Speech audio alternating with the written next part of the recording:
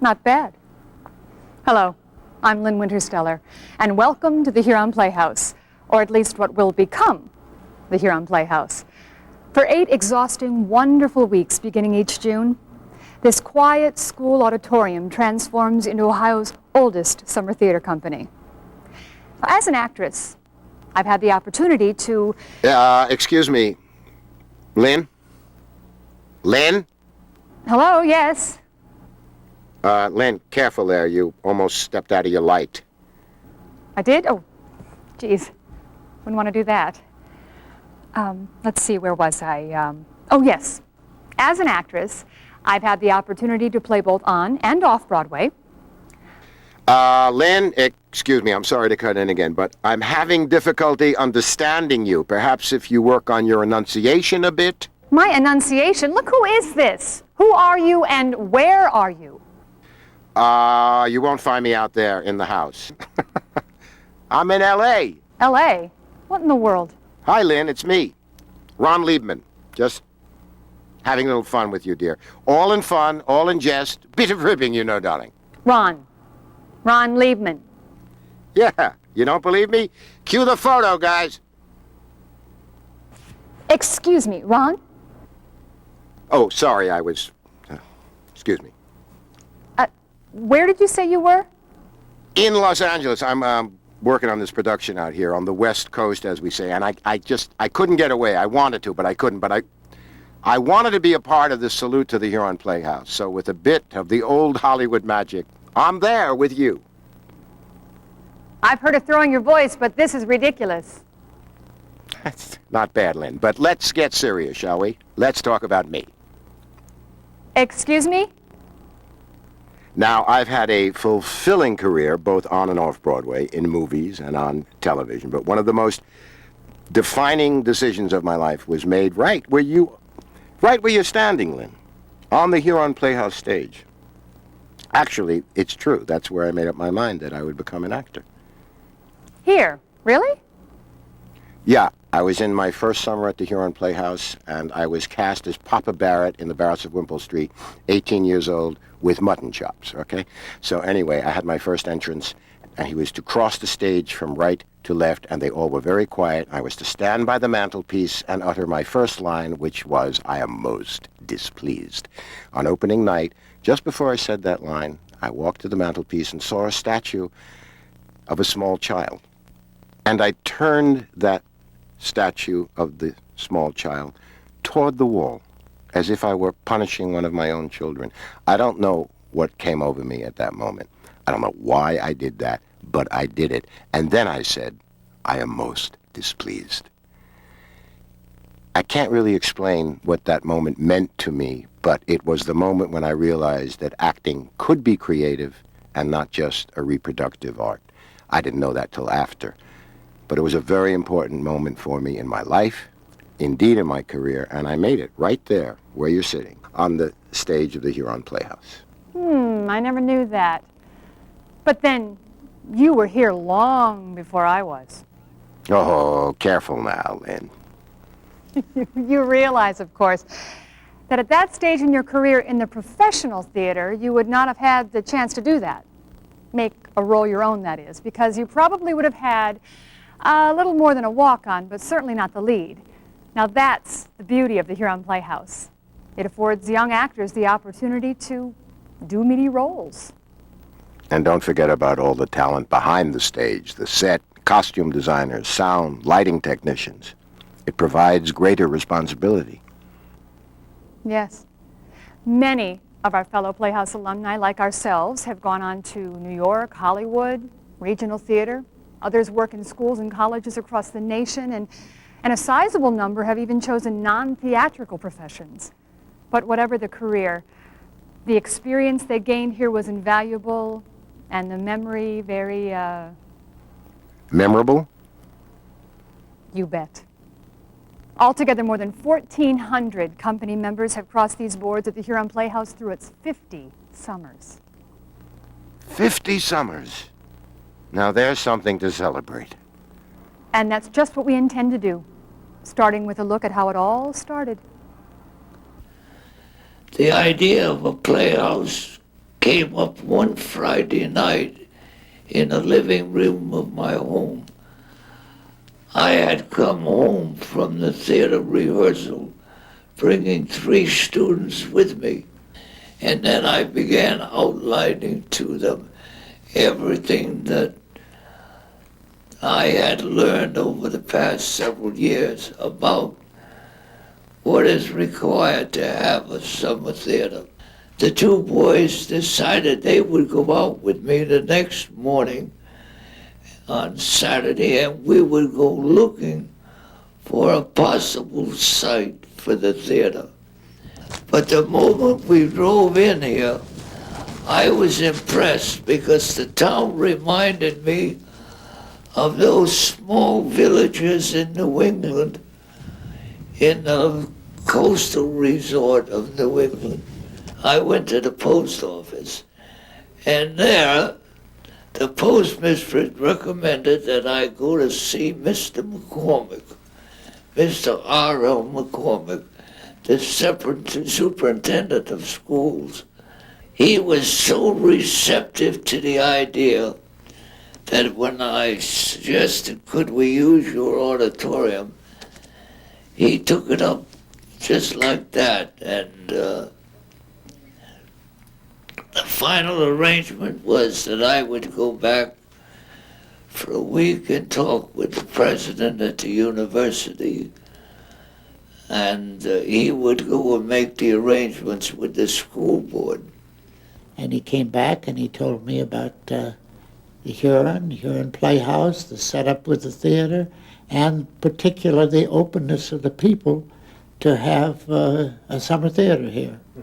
And the next step, of course, was to go to Dr. Prout, the president of the university, to get his approval and his backing. And he had been superintendent of schools in Sandusky, so he was all for it. And I said, Fred, go ahead, let's get it set up. So he went ahead, and that first season had some of the best actors and so on that he could get. Fred Walsh, our first director, was really hard on women actors, I guess all actors, because he required the very best. Sometimes we were in tears, but we loved him dearly, and one of his geniuses was his technical directing. He, especially comic technique, he could make a line funny that wasn't funny. I came up to Bowling Green, and then I heard about the summer theater and an opportunity to get some additional credit in theater, and I had always enjoyed theater. So I thought, well, that'd be a wonderful summer, and it turned out to be. Well, it was, because you were playing with me. That's true. I forgot about that. That really makes your whole summer. We had an absolute ball that year. Fred had a wonderful concept, and there were some veterans that had the GI Bill, which gave us $65 a month and a little bit of a base to get this thing off the ground, as it were. In a summer stock, you're kind of half on your own. You aren't really students. I think that was probably the best benefit. You had to depend on each other. In 1949, we never thought of it lasting 50 years. We thought that it would last 3 or 4. The first production we did, which was John Loves Mary, that we were performing on the 4th of July, which was a beastly hot day. We had about 15 people in the audience. And we were playing it as broad comedy. Nobody laughs when there are only 15 people in the audience. But I went backstage to feed the young people their last salt pill before the curtain was to go up. And I told them to not be discouraged, but rather to be complimented that these people had come to see them on such a hot night in a non-air-conditioned auditorium. We were trying to air-condition it. We had 2 cans filled with ice and fans blowing over them. I think frankly, one of the big things that pushed it ahead and helped it to get a sound footing was I had my secretary write a letter to every service club along the coast of Lake Erie. And we announced that we were available to put on a program for them. And we took people who were in the show, we took people who could sing, who could dance. We would go out 3 or 4 times a week and do a show at noon for a service club all the way from Toledo to Elyria. And we had people coming in groups. The service clubs themselves came as groups of people to see the shows. Hard work almost every day, but it was good work, and it was work that was fulfilling. If you weren't hammering or sawing or painting, you were learning lines, you were reading lines, you were trying to figure out how to deal with a character, how to deal with just everything.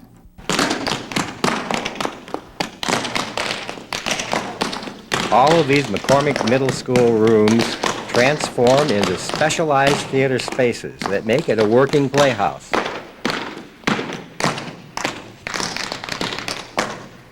The initial setup takes 5 12-hour days with about 30 people to accomplish.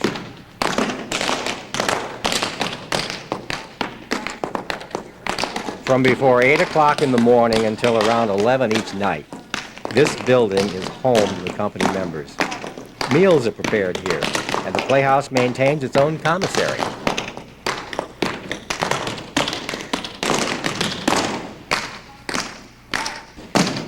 The Playhouse has always been under the sponsorship of Bowling Green State University, and everything is moved in from Bowling Green to convert this school building into a functional theater.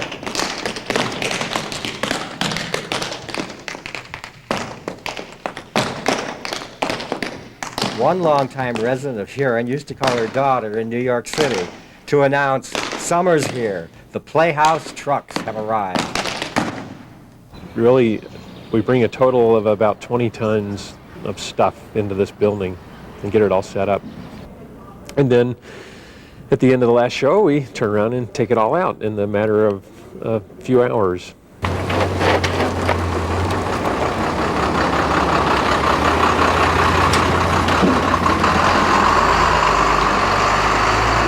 Be real careful when you're putting it on. Yeah. All 4 pipes have to go in at the same time. Who needs something to do? 3 people? Maybe 4? I'm like, what? Oh.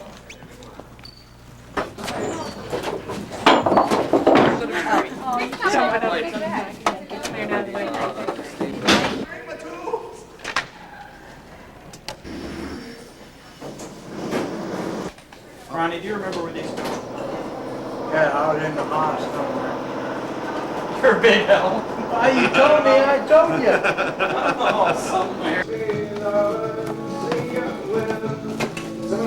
Yeah, on the stage left wall. Not the upstage wall. Not the downstage. The stage up. Hey, you know, walk out.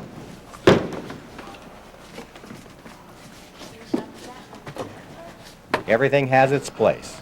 Makeup, costumes, scenery units, door frames, lighting equipment, all have to be unloaded before setting up the company's living quarters. Just another 2 tons to go. Jess Turner, Julie Newland, Jen Haskell, Emily is going to be the house mom, and One of the Monfort. unique things about Everyone the else Playhouse is that it has always provided housing for the company. Now it's in Shawnee School, but for over 30 years it was in cottages on the lake within 3 blocks from the Playhouse. Breakfasts were served in the cottages.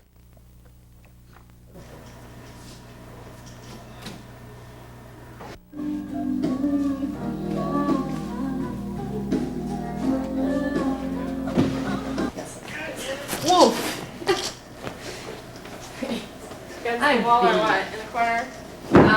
Yeah, there's one. We have a couple. Man, you got a toilet? That's awesome. So are we the old fogey room? Is that it? Yeah. This is like Shady Hills or something. Yeah. Well, now we've got all the staff moving in. And so we're going to set up, and we're just giving ourselves a place to sleep tonight. On Sunday, all the actors will move in. By that time, we'll have all this set up to where we'll have the partitions in place, we'll have all the beds in place.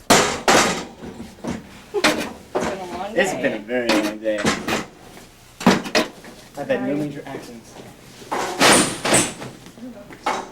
I set Brian up with the same plan.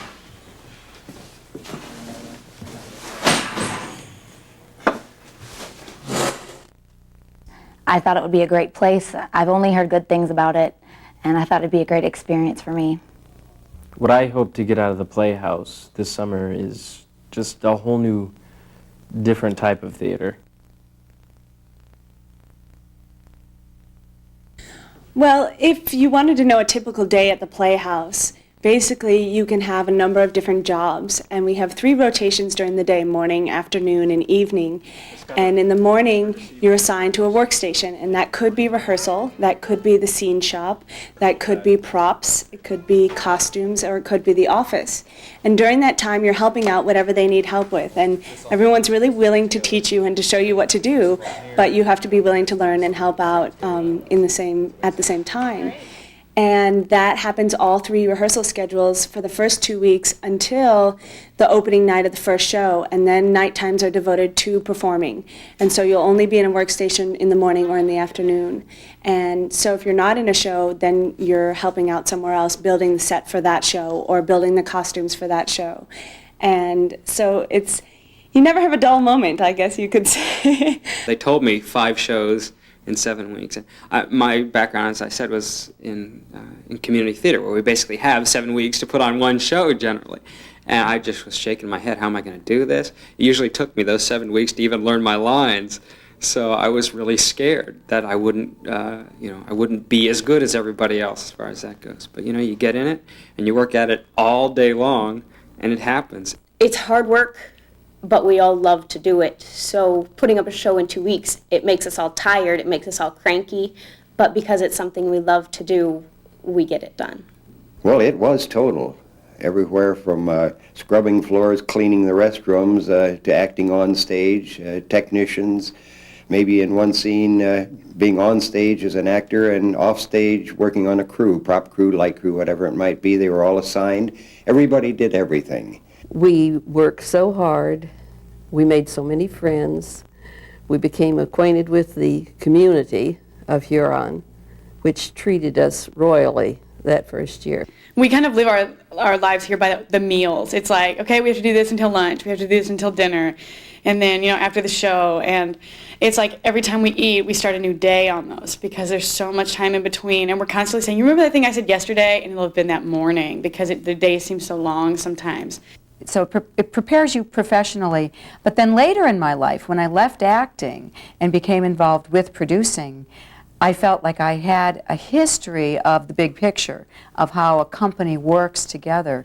I think the intensity is definitely tiring and ragged, but it also teaches you endurance, how to pace yourself, teaches you your limits, which I think is very, very important. And I think by the time we left at the end of the season, we knew whether we wanted to continue this as a vocation or whether it was simply going to be an avocation for us. It taught me what a company really is. It taught me how to create a company of people from diverse backgrounds. And it taught me that there were no stars. And that is what I try to teach, is that everybody is a very valuable piece of every theatrical experience, and that no one person can do it. So I teach it now as a very communal sort of experience, and I learned that at Huron. Well, being at the Huron Playhouse is just a lot of fun. Everybody always says it's so much more work than anywhere else, and that may be true, but I think the way I feel about it is, you're getting paid to, pretend to be someone on a stage and have fun and goof around. Welcome to America, dear. Aren't you going to kiss me? Yes, Lily. You're sort of teasing him, right, until he figures it out, and then then enjoy it with him. Okay. Great. Try it again. I would say auditions are probably the most stressful part of the Playhouse. You come in and you're trying to get to know a bunch of people, and within the first week you're auditioning for the first 3 shows. So you're trying to be friends with someone who may be going for the same part as you. It's tiresome because it's a 4-hour process for each show, and you don't have that much time to get familiar with the parts. Well, when we first get here, we're not precast, so we do have everyone in the company has to audition for all the shows. And the first 3 shows, we audition the first 2 days for. So that's very stressful because the first couple of days of kinda are I'm looking around, seeing how I stand with everybody else. The audition process is so tiring because you give it everything you can because you want those parts so badly. Auditions weren't as bad as I thought they were going to be because you already knew that you were in the company. So that took an entire load of strain off of you. Waiting for the cast list was tough. You knew that you had to get up the next day and you were going to be in some sort of rehearsal, so you were happy. Or I was, at least. I cried the whole day of the auditions for Lend Me a Tenor because I thought I did awful and I thought I'd never get a part. So when the cast list went up, I was just all prepared for disappointment. And then, I got Maggie, which was the part I wanted anyway, and I was so excited. And so I cried some more. But these were tears of joy. Getting used to the audition process is probably the most important thing you'll ever need in theater because that's what's going to get you the jobs. I think that some people take it too hard because, like I said earlier, the audition is our job. 50% of what we do is audition. We have to sell ourselves, and it doesn't sound so interesting. It is not so romantic, really, when you think about it, but it's kind of what we're here for. After the last show was cast, everyone seemed pleased because they really did divvy them out pretty good. I mean, they were fair to everyone, I think, and everyone had a good shot at something. I've been, dealt a pretty good hand both years, so. But I've known people who haven't that have been kind of upset, but, they get over it, and that's the thing about theater. If you're going to be in theater and you can't handle rejection, then that's not what you should be doing. Go get a job somewhere else.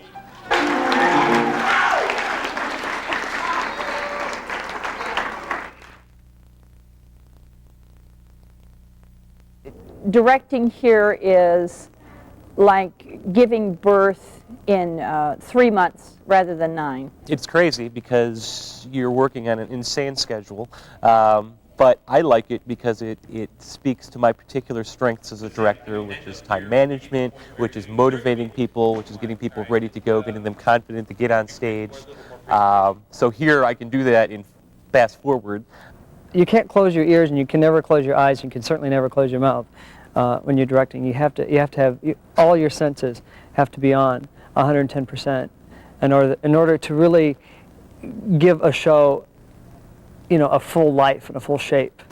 It's more of the big picture. It's the composition of creating images on stage and what I like to call the magic moments where the most dramatic thing's going to happen and how to create that image for the audience and bring that all together.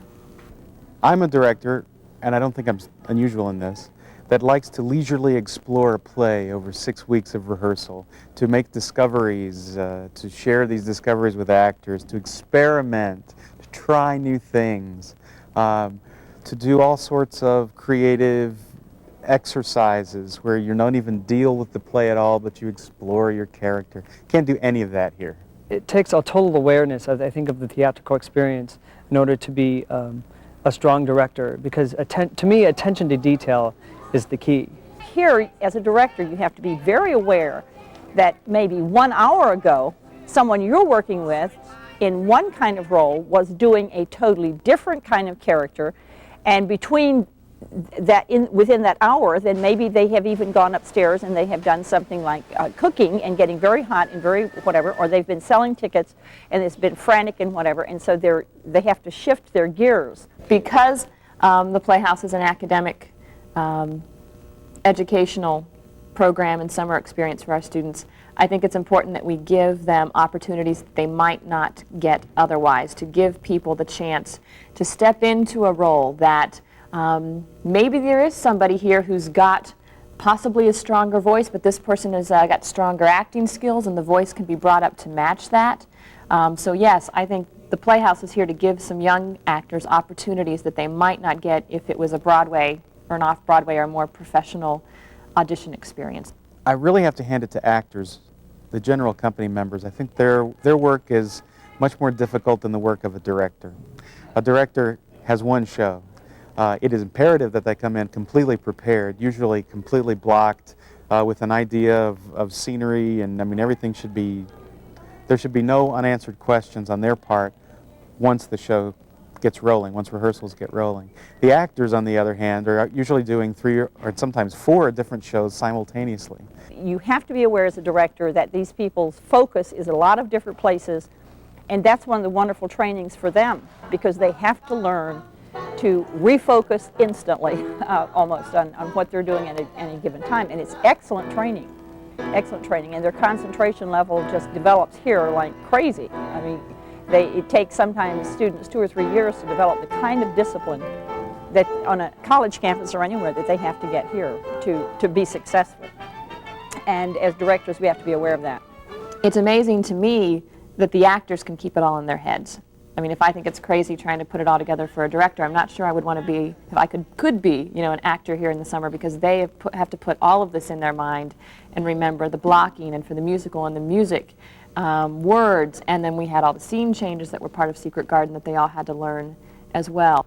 I enjoyed directing here, especially musicals, because you get to use not only the company people, but community people.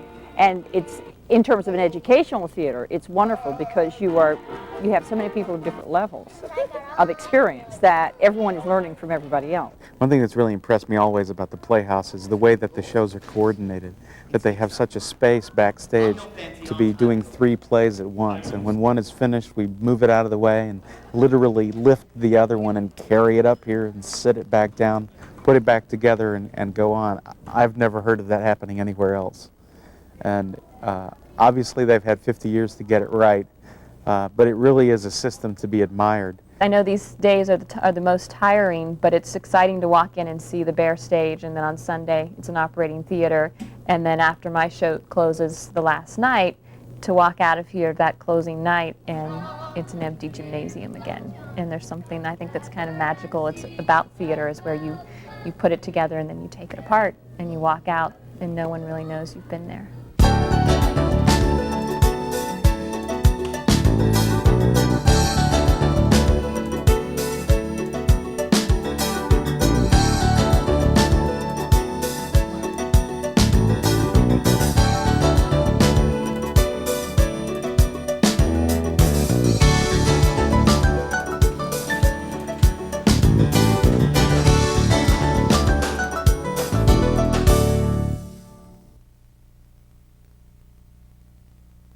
There's a point at which the scenery does its job and it looks good, and I think the audience notices that. And then there's a point at which you're just spending way too much time on stupid details. If you really look closely at the scenery, it's pretty ragged. It has bad edges. Curtains aren't hemmed up right. But from the audience, if they spend a lot of time looking at the scenery, that's really not what the show is about. The show is about actors and lines and theater happening in front of the audience, and it's not. If the audience is looking at the scenery, there's a mistake there somewhere. We usually have 3 sets being built at one time. We'll take the upstage part back behind the curtains where they're rehearsing or whatever, and we'll split the area into 2. And we'll put 1 set on the left-hand side, 1 set on the right-hand side, and just start like an assembly line putting things together. It's a scene designer's job basically to decide how the show should look. In other words, the shape of the scenery, the color of the scenery, the texture of the scenery. If the scenery moves, what kind of motion it should have. In other words, should it just roll in or out, or should it be hoisted up on ropes? My job as technical director is to figure out how to build it so that it comes out as they wish it. And then in the conversation that Norman Myers and I had about what the set should look like for Arsenic and Old Lace, we decided it had to have certain things. I went away and did some planning, did some sketching, did some watercolor, came back, showed him the watercolor of the set, and he looked at it and agreed that that was a very nice set design, but it was backwards. So I didn't really know how to discuss that with him, so I went back and turned the set around, and we built it as the director felt was necessary. And then we played it on that set, and it worked out quite nicely, even though in my mind it was backwards.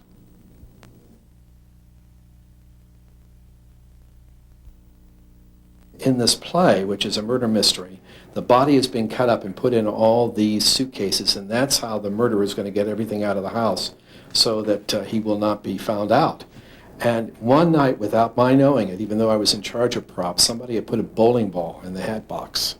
And as they went to take the hat box out of the house, if you will, this thing started falling apart. And the poor person had to grab it and pull it back under. Well, the audience went up for grabs. I mean, they really thought it was the head they were looking at. So many people screamed. They got letters from people saying that was going a step too far. In 1956, that was far too much. And I remember poor Lee Measley coming back and laying into me saying, "Why did you do that?" And I had to keep saying, "But it wasn't me." But somebody in the company thought it would be fun to put a bowling ball in the hat box. And one important prop was a banner that has all kinds of very fancy medals on, which Annie has won through her sharpshooting contests in Europe. She's come back to America, and she's gone to a very fancy party. She's wearing a black strapless dress and a black cape, and she, underneath the cape, has this banner with all of these marvelous medals on it. Well, I went to the prop table right before the scene started, and the medals and the banner were not there, but I had to go on anyway. So I put my cape on, I went on stage, and everyone looked at me with great admiration because I was this now famous person, took off the cape, recited the line that was coming up, looking down at the chest without the medals on it. I said the line, which was, "Aren't they magnificent?" When we were doing the Hasty Heart, and we heard that a man in Milan had a recording of bagpipe music, we went over and asked him if we could borrow it. He was very reluctant to part with it because he had come from Scotland and he had brought this record with him, and this was in the day of the old 78s. And he reluctantly let us borrow it, and we promised him we would take very good care of it. Somebody put it in front of a window where the sun was shining on it, and we had a record like this to take back to him. I have never been so embarrassed in all my life than when we had to go back and give him this warped record that he had treasured so. One of the things I had to make so far was the champagne bottle for John Loves Mary. It had a label on the front, but it didn't have the foil on top or the label that goes around the top. So Rachel and I both, we cut out the shape of a label, and she's really artistic, so she did a little bit of the lettering inside, and then we painted gold around it and then glued it on, and actually looks really good. Garage sales, every time I see a garage sale in town, I stop, because you never know if you're going to find that cool little thing pretty cheap at a garage sale. Random garage sale, I think it was actually a block from here. And I was on my way somewhere to like the store or something, saw a garage sale sign. Said, okay, well, I'll stop. And I'm heading through, you know, they have glasses and plates. And I find these beautiful wall sconces they were just perfect. Because we were talking about getting something like this for your dune. And they're just completely perfect. I love them to death. And it's probably going to be one of my favorite props of the summer just because they were $2 a piece. So I paid $4, got these great wall sconces that were like completely perfect. Prop cabinet, and we have our wonderful heather, which is so important to this show. It's for the wedding bouquet and the Heather on the Hill song. Our swords that our dancers dance with, that were pain in the butt to make. And then here's our pretty Bible, for the family Bible. And our parchment for the square when they put up the announcements, and jugs of ale and cups for the wedding feast, and then there's all the bar supplies for the last scene. The other interesting thing about Huron is that there's so many people that are just dying to help. When we first came here to Huron, it was amazing to me how we were accepted by the town, by the audiences, by our sponsors. They just seemed to open their arms to us. A chance to be close to the actor in a rather intimate theater, a chance to see young people performing, a chance to meet with them after the show, backstage, out in the lobby, wherever it might be. There's no barrier at the footlights. I think that the Playhouse has always attempted to develop a nice balance between what would be entertaining and appealing to the audience, and then maybe bringing some new things, maybe pushing a little bit. You know, Shakespeare 50 years ago maybe would not have been the kind of thing that you might have thought you would be offering to a summer Playhouse audience, but that's what they did. In this beautiful little lakefront town, there's some professional theater at a very good ticket price, I might add. And for a big chunk, 7 weeks of the summer, or actually 6 weeks in production, each week they can see some of the best shows of a lifetime. I mean, we reach back and pull out some of the best shows to do here and still do some of the current wonderful up-and-coming shows.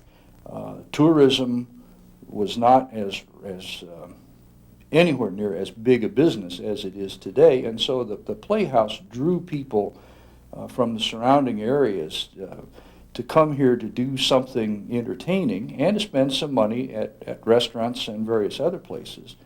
And I think that probably was a thing that made it interesting for people to come and was a draw for the community. And I suspect one of the reasons that Huron was so supportive of the Playhouse was it was an attraction at a time when there weren't many attractions. They could swim or sail or beach all day, have a meal, and then come and see a live performance of a good play.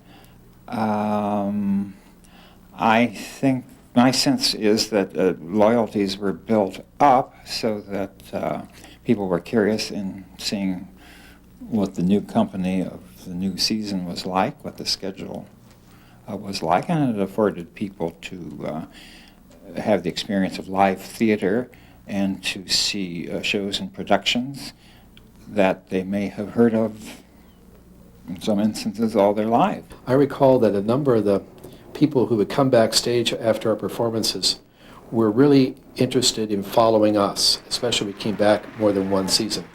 They wanted to know what year we were, what our plans were, and many of them kept up with the people even after they left. They wanted to find out what they were doing next. So I think that they bought into and understood why we were there and what we were trying to do. And they saw us not as professionals coming into their area, to the small town of Huron, but instead as students who were really trying to learn their craft and the art of theater. And they respected us in that way.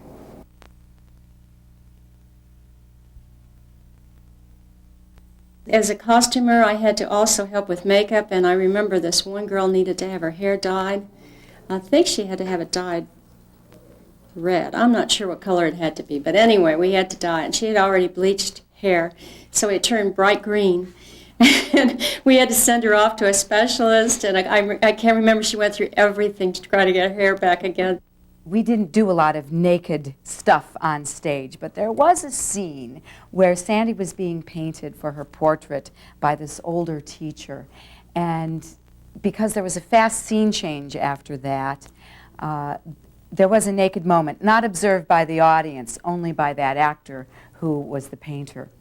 And I was draped with this gauzy thing, so actually he shouldn't have been able to see anything anyway. And he was a young man who was very, very serious about his work and paid very little attention to me, I felt.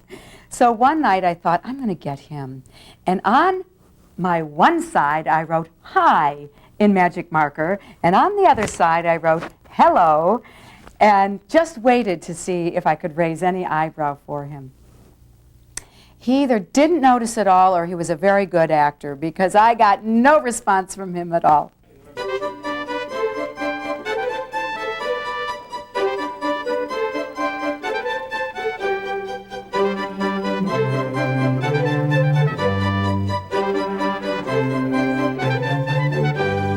When the students come in that don't really know what they're doing, we tend to give them the job list of sew this button back on, or sew up this little rip here, and it's a little more hand-holding, but they're here to learn, so we teach them. We try to.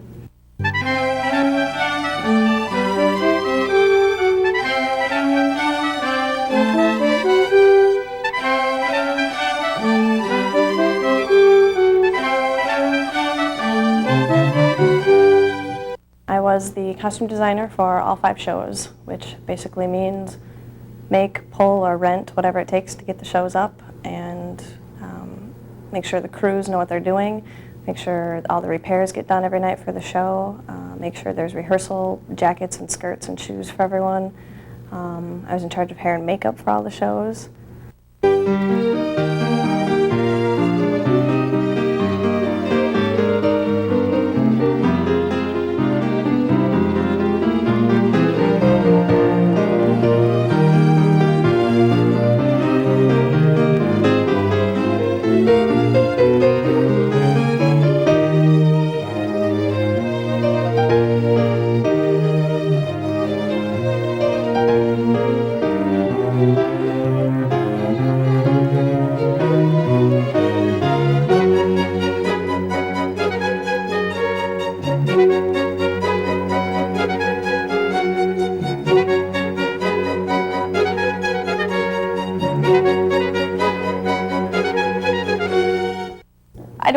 Didn't necessarily come out and say you're wrong, but and it is the director, it's their show, and it's what they want from their characters.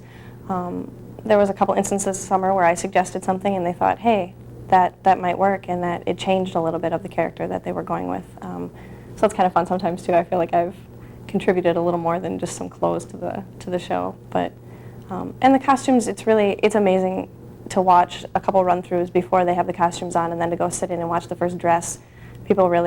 The costumes really help them. I mean, they just, all of a sudden the characters are there, and it's kind of fun to watch that and know that I put those clothes on them.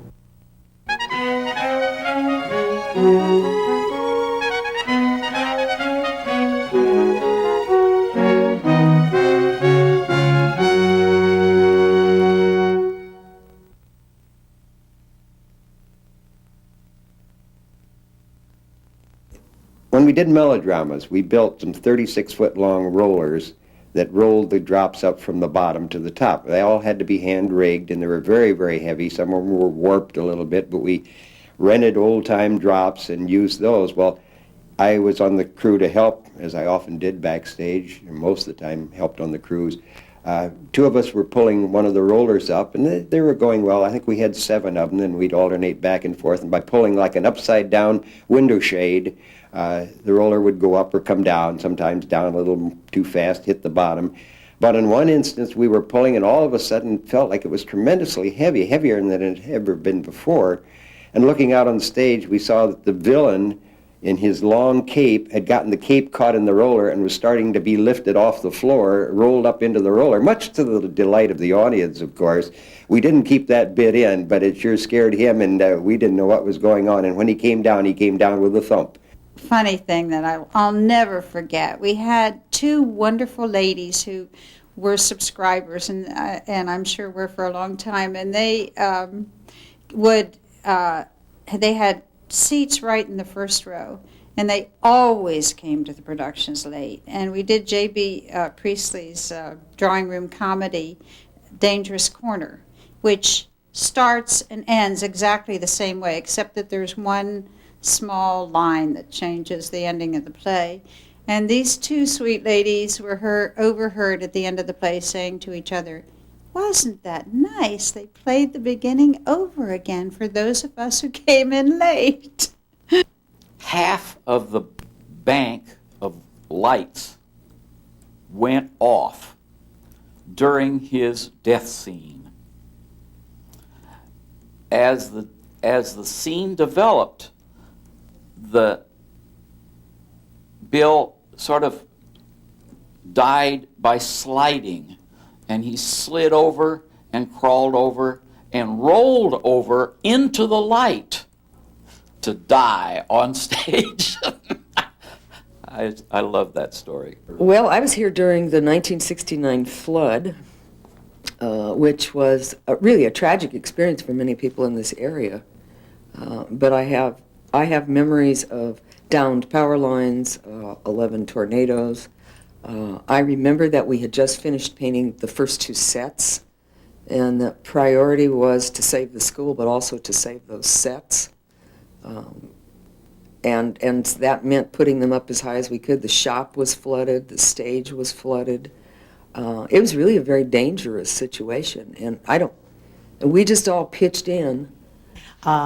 There was a tremendous amount of flooding. The toilets in the restrooms were geysering about 8 feet into the air, and we were pushing water all night long, and all the next day there was no power, there was no communication with the outer world, and we at the time were really hailed as heroes for having saved McCormick School. Yeah. What is this place? Oh. Hi. I don't know who to talk to. Hi, we're from Huron Playhouse. Is there any way we can maybe hang a poster in your wall or anything? Great. Is there? We're by the door. Okay. In the window or? Okay. Great. Thank you very much. Yeah, I'll get 2 others.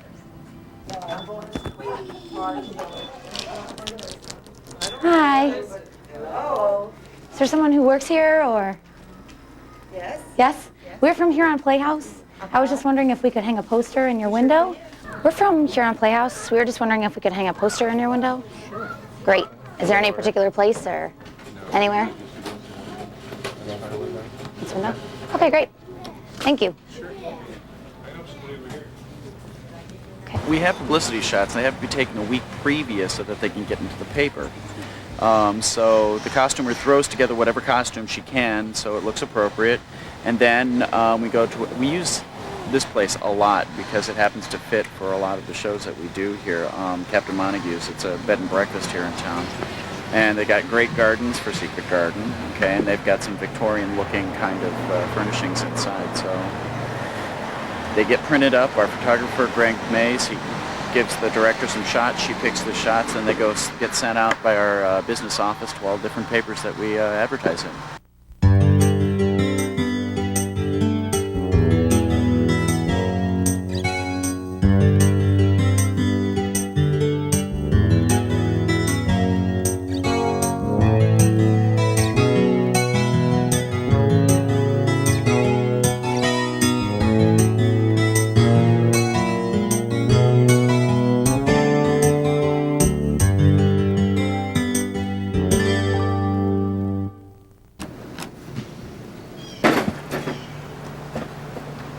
How many meals have you served this summer?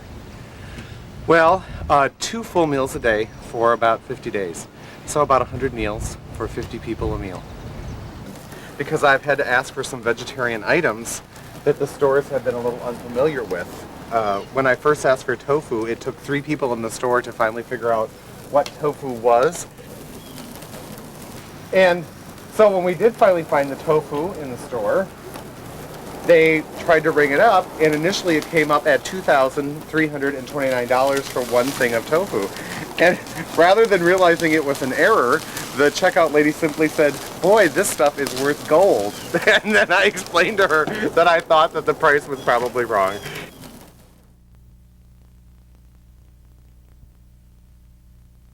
One of the funniest terms in theater is called strike. Theater is the only place where strike is work. Because it doesn't mean a work stoppage, it means taking apart one set and here putting another one in as fast as you can. Hey, Brian. John, they won't get hurt.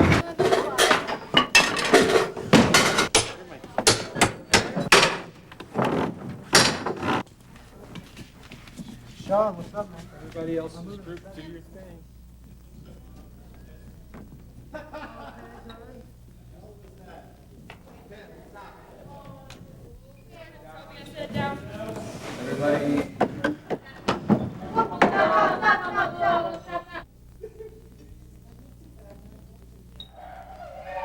It's really a very simple logistical problem. Well, I think it's unique in its status, unique in its setup, in that they bring in students and give them an opportunity. They're not just hiring somebody to come in and perform a play. A lot of these kids were really dedicated to this thing, and they worked hard. Obviously, over the years, it's had good directors, good producers, and good actors. Without those people being consistently good, it wouldn't have happened. It could not have continued. I think the audiences found our energy attractive. Here were these variously talented kids who were just giving their all. And I think it's an extremely important public affairs, public relations contact for the university. I think it's a good experience. It's a good learning experience for people in all phases of theater, and also on making friends with townspeople that are strangers to you, and turning the program into a graduate program also, and getting people from other schools bringing their ideas and finding out how they did things and getting along with them. The arts will always be a struggle to have support. I think that's, unfortunately, just one of the ways that our society, at least at this time, is. But if we don't fight the good fight, then no one is going to. And I think in this area, the Playhouse is a standard bearer for excellence in the arts. And we can be very proud of that, and the community should be very proud of that. The university should be very proud of that. And I certainly am. I don't know that anything has affected me as profoundly as my experience here did, and has it affected my career and my life. The self-reliance that you develop, whether or not you had it when you first came, because you're by yourself and you're working very closely with other actors. You form a team. Yeah. This is your family. But the theater gave me that opportunity to see a little different aspect of life and participate in it, and perhaps even do something meaningful with my life. And I thank the theater for that. Because I've continued on professionally in show business, I think it just prepared me for a sense of hard work, a sense of people, a sense of teamwork, definitely, and team spirit and commitment. Well, I think it really prepares you to get along well in theater, to get along with others in the theater. I think that's like something you've got to learn if you're going to work professionally early on. If you don't know how to do that, you won't last in the business. For the last 40-some years, I have been involved in theater, and I think it taught me that my place in the theater was behind the curtain and not with the curtain open. When I got into publishing, and I landed with a large publishing company and stayed with them for 37 years, and the experience that I had at Huron Playhouse and learning to do by doing kept me in good stead every day of that job. One of the biggest things I learned at Huron was to plan, to take a calendar and say, the performances are going to be here, here, here, and here. Working backward from that, what do we do? The first 2 years of the Playhouse is probably one of the major accomplishments of my life. It was a very enriching experience, but a very difficult one. And I have been glad all of my life that I had that summer here. I never had a collection of people in my life like that again, and I expected it every place else I went. This was the place that measured all the other places for me. Wow, I knew the Playhouse had a lot to celebrate, but I never realized just how much. And it's meant so much to so many.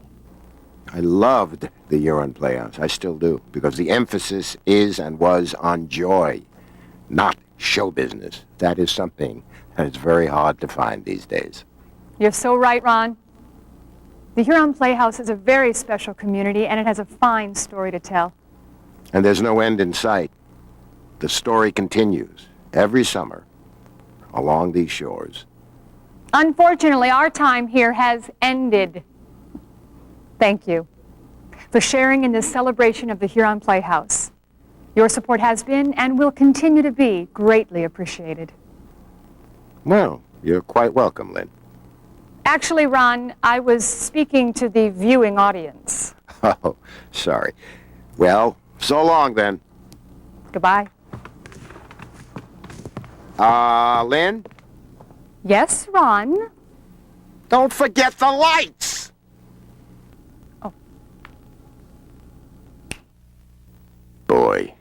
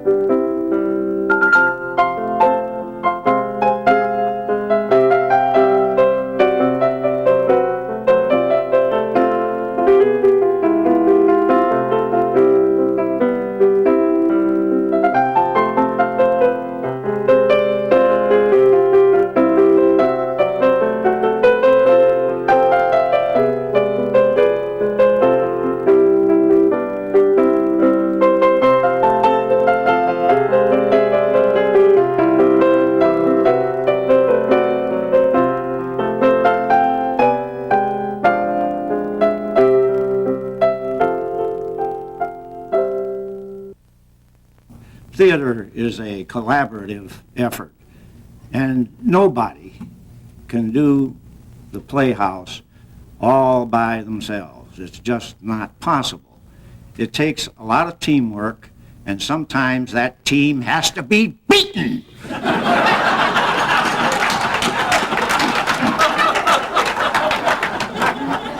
To make them perform up to their top capacity, of course.